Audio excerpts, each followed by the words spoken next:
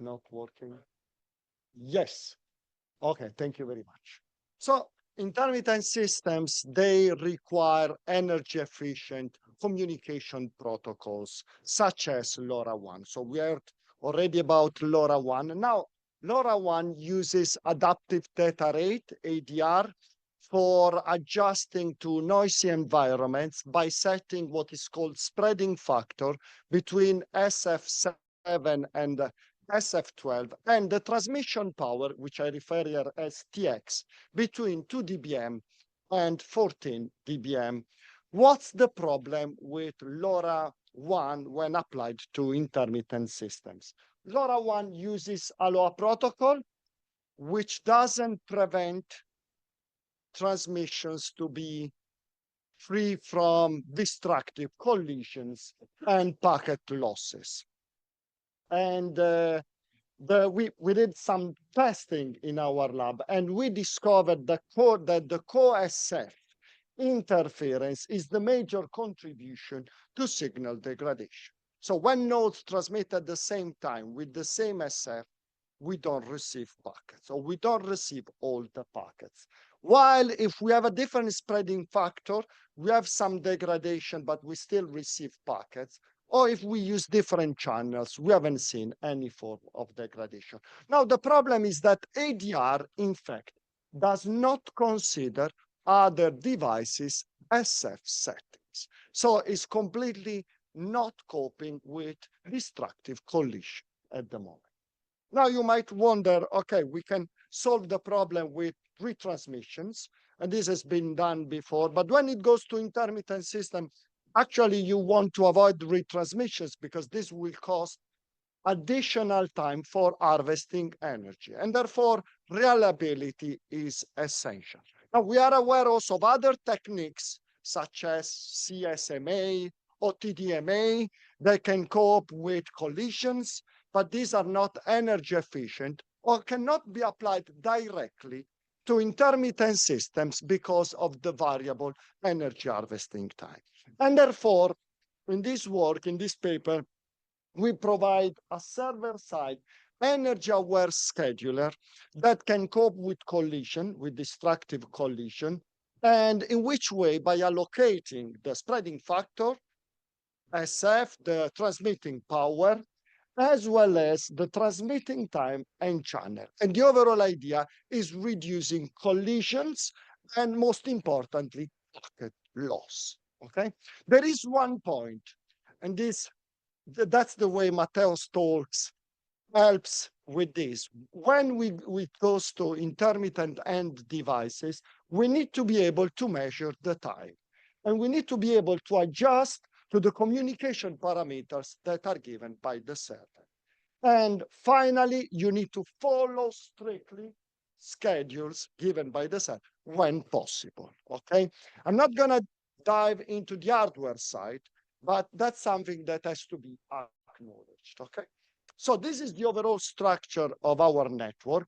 And the first part that I will concentrate is the intermittent end device or network node. So the way they work is the following. We harvest energy. While we are harvesting energy, we are off. So that's why they are called intermittent.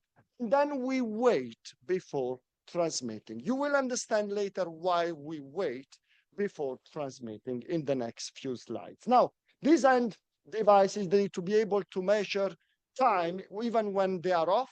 So they need an energy management unit that embodies an ultra-low power real-time clock. And this is exactly what we do. And when we transmit packets, uplink packet, we report the energy harvesting time, spreading factor, and transmission power for optimization at the server side. Then we have the gateway. In fact, the gateway has the important role of measuring the link quality metrics. This is the RSSI and the SINR. Now, I can go, if you have any question on these parameters, I'm happy to take those. And these are communicated to the TTN server. Now, in our design, the Things network server is a sort of middleman. It's not the main actor. What it does in here is just forwarding packets to the local network server and handling the over-the-air activation and time synchronization. But then using MQTT, we are just forwarding the information, data, and communication settings to the local server. And that's where the magic happens, in the sense where actually the scheduler runs. And what we have at the local network server is our algorithm for communication settings. Now, we created our own database. I'm not going to go into the details of all the parameters of the database, but generally per each device and device that is part of this network, we have a device ID and three main tables. One is uplink packets, SF allocation, and time allocation. And we use these parameters in this database for our algorithm, which I'll explain in a few minutes.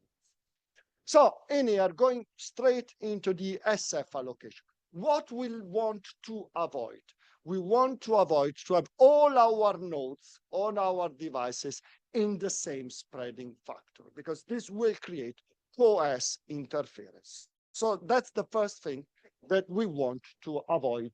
And the way we do is we actually, every time we receive an uplink packet, we measure the RSSI, and then we organize nodes in descending order based on the RSSI.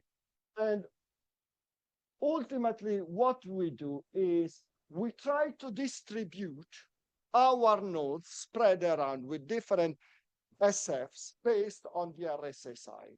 And the way we do is obviously when we have lower values of the RSSI, we give higher spreading factors because we want to ensure connectivity, and vice versa. So that's the overall idea, just in briefs, how this algorithm works. The next step is the TX allocation, so the transmission power allocation. And what we need to take into account is the gateway sensitivity, because that's the important bit for ensuring the communication. So on the left side in here, you see this table that takes into account the gateway sensitivity based on the allocated spreading factor. And we provide what is called RSSI min and SINR min, which must be satisfied to ensure reliable communication. Based on these two constraints, in fact, we calculate what has to be the minimum transmission power per each node. Obviously, we are trying to minimize that, but we need to ensure reliability in communication as well. So what we currently do, we calculate what is the minimum transmission power that satisfies both constraints, both requirements, and then we select the larger value that satisfies both requirements. That's the way we allocate the spreading factor and the transmitting power. Once we have done that, there is the last bit, which is the essential bit, and is how do we allocate time to nodes which are harvesting energy, and we are not sure when they will finish harvesting energy. Well, that's not quite right, because what we actually do, we measure the harvesting time while the intermittent unit is off.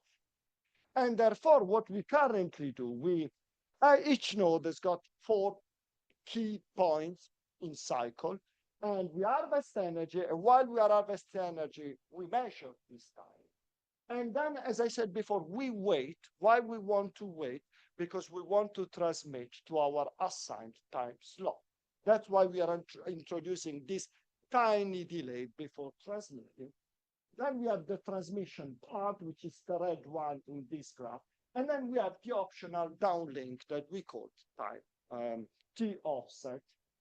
Now, to be sure that we don't overlap when we are communicating, we are considering each time slot that is at least the required time on air for the worst case, which is spreading factor 12. So that's the overall idea. Now you will be wondering, how do we know what is going to be the next time that our nodes are completed the harvest? the harvesting process? Well, we use predicted energy harvest. And the way we do is using exponential moving average, EMA, in which way we record, since we are measuring that, how long it took for harvesting the energy. Okay. So the harvesting the energy before, and that's the way we go. Okay? So, but the other thing, we assign multiple slots. So we don't want to assign every time a time slot downlink, because otherwise we will be sending downlinks all the time. So we try to avoid them. Another interesting bit is that, in fact, we can allocate multiple transmissions within the same time slot. We just need to be careful and try to be sure that these satisfy the signal interference ratio, and we set this boundary with -20 dB. Now, going to frequency channels, we have two types of channels: normal ones, that are the ones used for scheduled communication, and what are called admin. Admin channels are used for over-the-air activation, but most importantly, if we did not measure the harvesting time correctly and nodes wake up late, they can use admin channels to inform us about that. Okay? So I'm going to go to last two test cases, which are just captured just for a matter of time, capturing the main point of this algorithm. This first one is just showing that, I don't know if you can see here. So we have a node that has been scheduled to transmit at this 3 time, like, so we have 45, 48, 51. But what is happening in here? That energy harvesting conditions have changed, and therefore the node woke up late, it couldn't deliver that. So what is currently doing? Using the admin channel, that is 868, to inform the gateway that energy harvesting conditions have changed. So the algorithm automatically reschedule the time for transmission. And if you see the following times, everything goes as expected. So we have like a plan when things don't work as expected in terms of the scheduled time. Finally, in this slide, I'm going to show just quickly that, in fact, we can avoid collisions. So we profiled 3 nodes where the harvesting time could potentially lead to some destructive collisions, but using our algorithm, we managed to prevent that. There is one important thing that I wanted to show in here. Since the harvesting conditions changed, the 2 nodes, they can send packets at the same time. Since they have completely different spreading factors that they don't collide, this doesn't create any problem. Obviously, the RSSI goes slightly down, so there is a bit of degradation in performance, but that's not prevent nodes for sending packets and receive. That's pretty much everything. And the overall idea is, for the future, what we are currently doing is simulating how far we can go in terms of number of nodes. And we are also trying to cope with nodes that are not compliant. So which way nodes that are not compliant to this algorithm affect the overall collision-free, collision avoidance algorithm. And that's it from my side. I would like to thank also the other partners and researchers for my. Thank you very much.